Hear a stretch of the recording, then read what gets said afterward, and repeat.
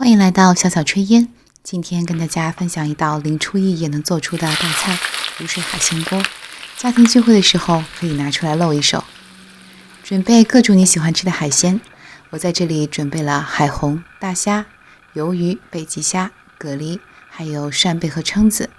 这里我用的是已经煮熟的速冻蛏子，所以是已经开口的。如果你能买到新鲜的蛏子，当然是更好。这里大部分的贝壳类海鲜只需要用清水冲洗干净即可，只有大虾和鱿鱼需要单独加工一下。大虾剪掉虾腔，然后开背，把虾线取出来。有的地方也把虾线叫做肠泥，这个部分很腥，一定要去除。鱿鱼切成圈，大虾和鱿鱼都是比较难入味的，所以我们要提前腌制。其他食材都很容易入味，所以不需要腌制了，否则会太咸。大虾和鱿鱼里面放入1/2茶匙的盐和1汤匙的料酒，搅拌均匀。搅拌的时候要小心，不要把虾头碰掉。下面切一些姜片。铸铁锅无水料理通常都要用姜片和葱段来打底，一方面是减少糊锅的现象，另外一方面可以给食物增加香气。姜片和葱段都切得大一些，一会儿用来平铺在锅底。铸铁锅一开始先大火加热，等到手放在锅子上面20厘米左右的地方有些灼热感的时候，把黄油放进去。当然你也可以用其他食用油，我在这里用黄油主要是为了用黄油的厚重味去弥补一下海鲜的清淡口味。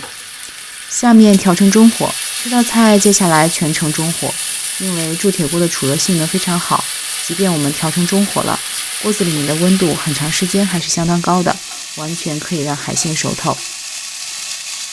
下面将姜片和葱段都铺到锅底。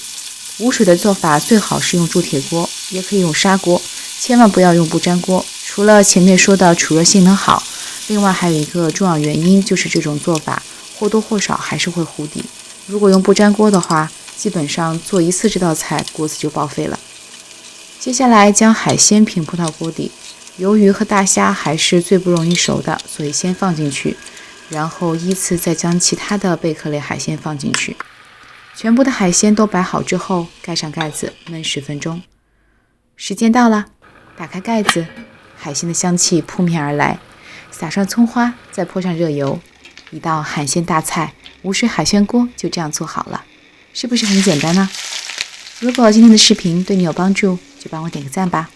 感谢大家收看，我们下期再见。